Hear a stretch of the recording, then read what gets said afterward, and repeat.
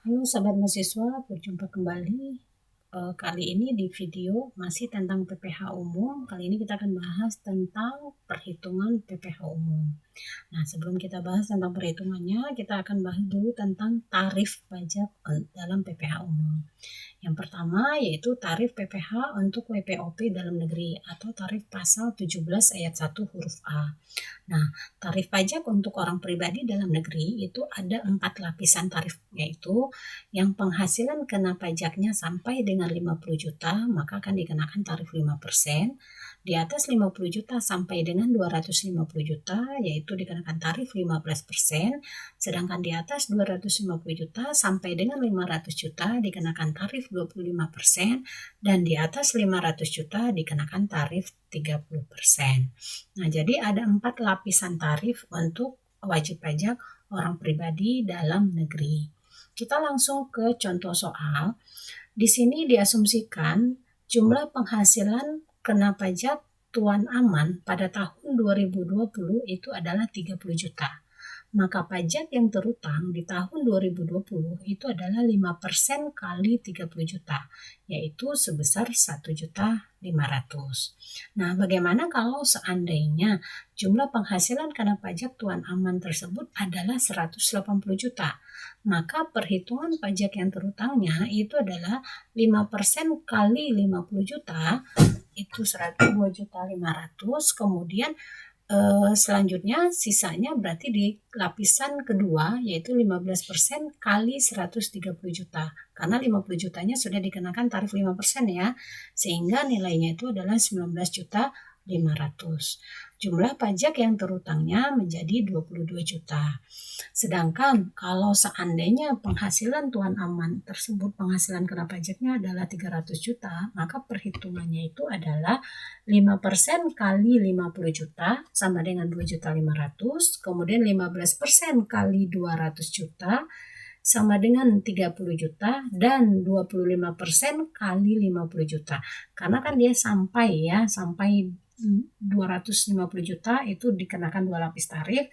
Kalau 300 juta berarti kena tarif lapisan yang ketiga, yaitu 25%. Nah, karena dia cuma 300 juta, berarti sisanya 50 jutanya yang dikenakan tarif 25%. Sehingga jumlah pajak yang terutangnya di sini adalah 45 juta. Nah, kalau seandainya penghasilan kena pajaknya tersebut 600 juta, maka perhitungannya itu adalah dikenakan di lapisan tarif semuanya, ya, 5%, 15%, 25%, dan 30%. 5% itu sampai 50 juta, 15% sampai dikali 200 juta sampai 250 juta, kemudian 25% kali 250 juta, dan sisanya kan karena ini udah sampai 500 juta ya, untuk sampai lapisan 25% itu tarifnya, maka yang sisanya 100 juta dikenakan tarif 30%, sehingga jumlah pajak yang terutangnya itu adalah 125 juta. Kemudian selanjutnya tarif pajak untuk WP Badan Dalam Negeri dan BUT atau di dalam pasal 17 ayat 1 huruf B Undang-Undang PPh. Nah, tarifnya itu adalah 25%, di mana tarif tersebut berlaku dari tahun 2010 dengan kriteria peredaran brutonya itu adalah lebih dari 50 miliar. Jadi kalau seandainya omsetnya atau peredaran brutonya lebih dari 50 miliar, maka perhitungan pajaknya dari penghasilan kena pajaknya langsung dikalikan dengan 25%. Ya. Nah, kalau seandainya wajib pajak badan tersebut dia berbentuk PT terbuka atau sahamnya diperjualbelikan di bursa efek, di mana jumlah saham yang diperjualbelikan tersebut lebih dari 40%, maka wajib pajak badan tersebut akan mendapatkan pengurangan tarif 5% lebih rendah dari tarif yang seharusnya. Ya, artinya dia akan mendapatkan pengurangan tarif 5%, berarti tarifnya adalah 20%. Kemudian selanjutnya tarif pasal 31E. Nah, tarif pasal 31E ini berlaku untuk wajib pajak badan dalam negeri yang peredaran brutonya sampai dengan 50 miliar dan lebih dari 4,8 miliar. Artinya peredaran brutonya itu berada di range 4,8 miliar sampai dengan 50 miliar ya, di bawah 50 miliar, di atas 4,8 miliar. Nah, perhitungannya nanti akan mendapatkan fasilitas pengurangan tarif 50% dari tarif pasal 17 ayat 1 huruf B ya. Kemudian ada yang mendapatkan tidak mendapatkan fasilitas. Nah, fasilitas pengurangan tersebut dilakukan secara self assessment tanpa perlu menyampaikan permohonan untuk memperoleh fasilitas. Nah, cara perhitungannya yang pertama kita hitung dulu untuk sebagian TKP yang mendapatkan fasilitas, yaitu caranya besarnya nilai yang mendapatkan fasilitas tersebut 4,8 miliar dibagi dengan peredaran bruto dikali penghasilan kena pajak ya. Jadi tarifnya itu nanti akan mendapat pengurangan 50% atau sebesar 12,5%. Jadi rumusnya 4,8 miliar dibagi dengan peredaran bruto dikali penghasilan kena pajak. Nah, kemudian dicari lagi penghasilan yang tidak mendapatkan fasilitas, yaitu caranya dengan mengurangi penghasilan kena pajaknya dikurangi dengan penghasilan kena pajak yang mendapatkan fasilitas pengurangan. Nah, kita langsung ke contoh soal. PT ABC pada tahun 2019 mempunyai peredaran bruto sebesar 12 miliar dengan penghasilan kena pajaknya 1 miliar. Jadi di sini sudah diasumsikan penghasilan kena pajaknya itu adalah 1 miliar. Perhitungan PPh yang memperoleh fasilitas berarti di sini 4,8 miliar dibagi dengan 12 miliar, kemudian dikali dengan 1 miliar. Dapatnya adalah 400 juta. Ya. Kemudian PKP yang tidak memperoleh fasilitas berarti dari 1 miliar tersebut yang tidak memperoleh fasilitas berarti 1 miliar dikurangi dengan 400 juta sama dengan 600 juta. Berarti PPh terutang sama dengan 50% kali 25% atau langsung saja juga boleh 12,5% kali 400 juta sama dengan 50 juta, kemudian 25% kali 600 juta sama dengan 150 juta. Sehingga total PPh terutangnya di sini adalah 200 juta. Jadi dihitung dulu yang mendapatkan fasilitas dan yang tidak mendapatkan fasilitas. Kemudian selanjutnya kita langsung lanjut ke perhitungan pajaknya langsung ya. Nah, perhitungan pajak di sini adalah sistemnya self assessment ya. Kita hitung dulu untuk yang pertama yaitu adalah wajib pajak orang pribadi dan badan yang memiliki peredaran usaha tertentu. Peredaran usaha tertentu di sini yaitu adalah penghasilannya tersebut atau peredaran brutonya tidak melebihi 4,8 miliar setahun ya, 4,8 miliar setahun. Nah, perhitungannya itu dilakukan setiap bulan dan sifatnya adalah final ya.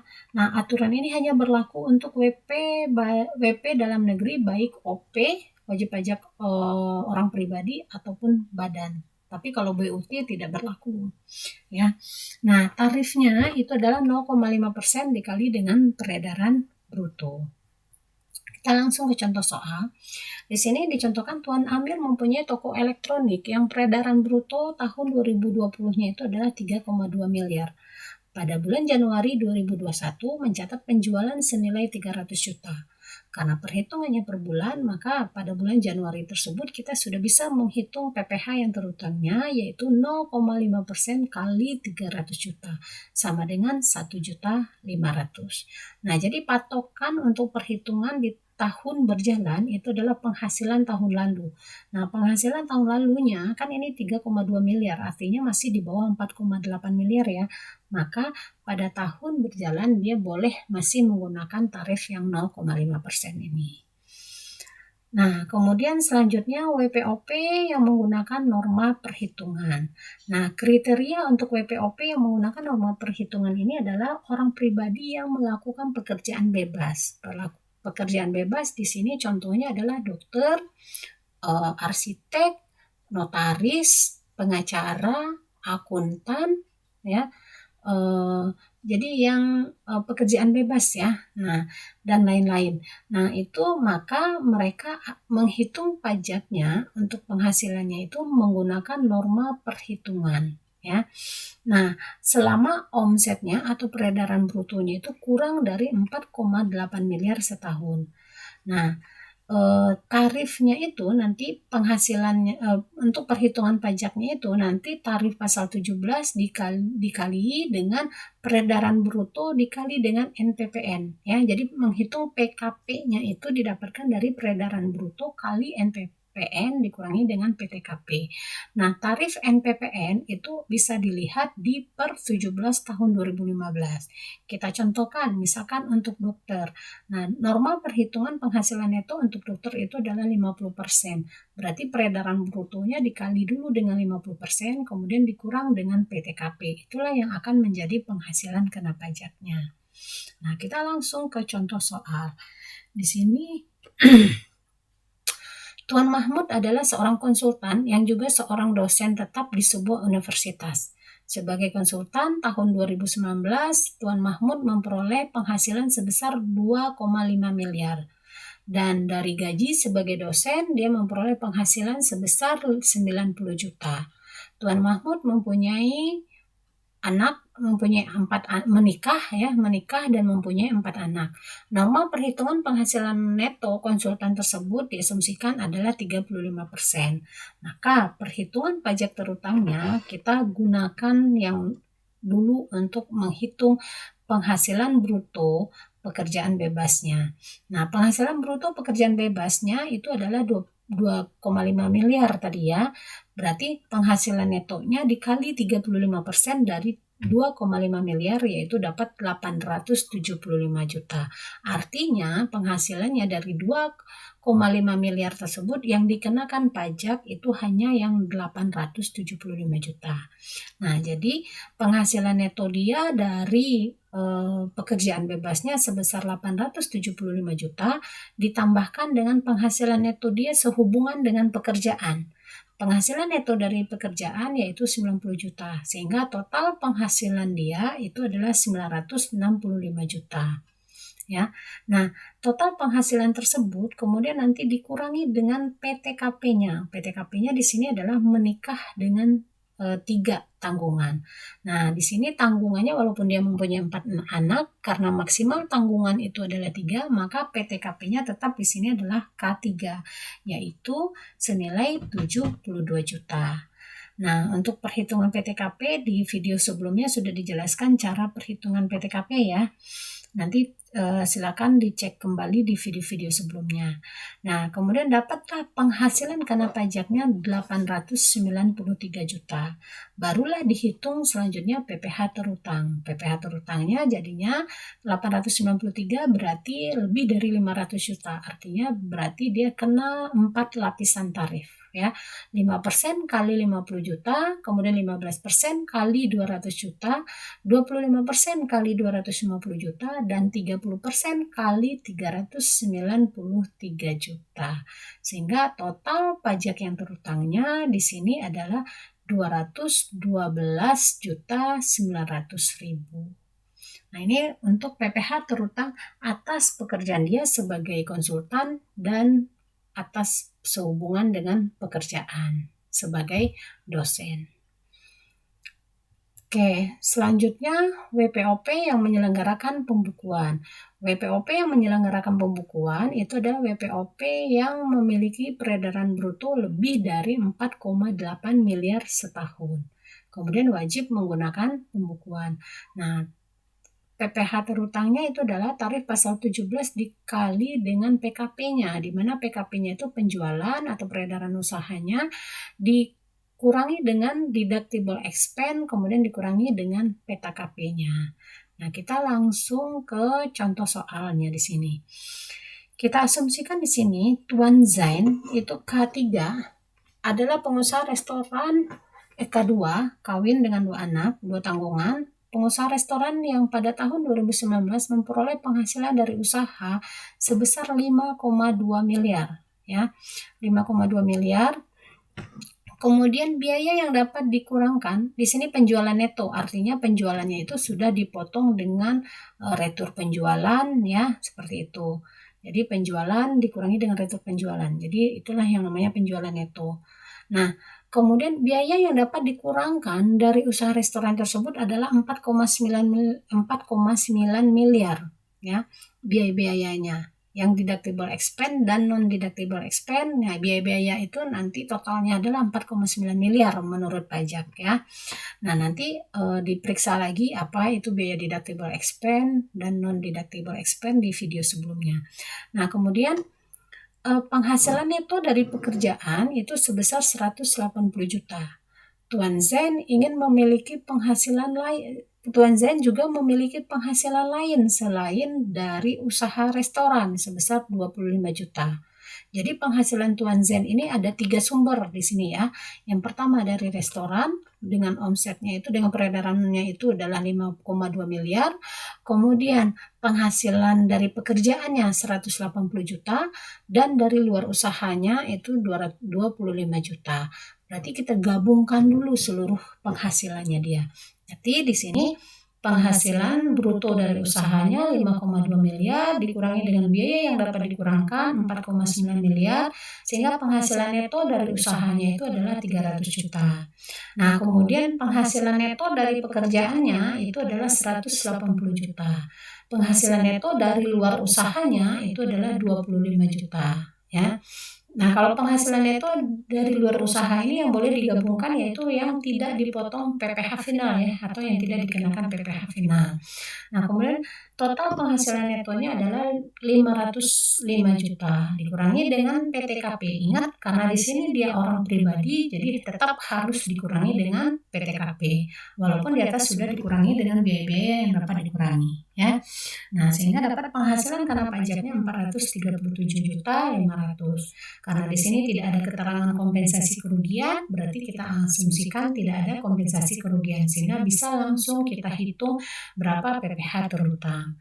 Nah, PPh terutangnya berarti 5% kali 50 juta, 15% kali 200 juta, dan 25% kali 187 juta 500. Jadi dia penghasilan kena pajaknya di bawah 500 juta ya, berarti kena 3 lapisan tarif.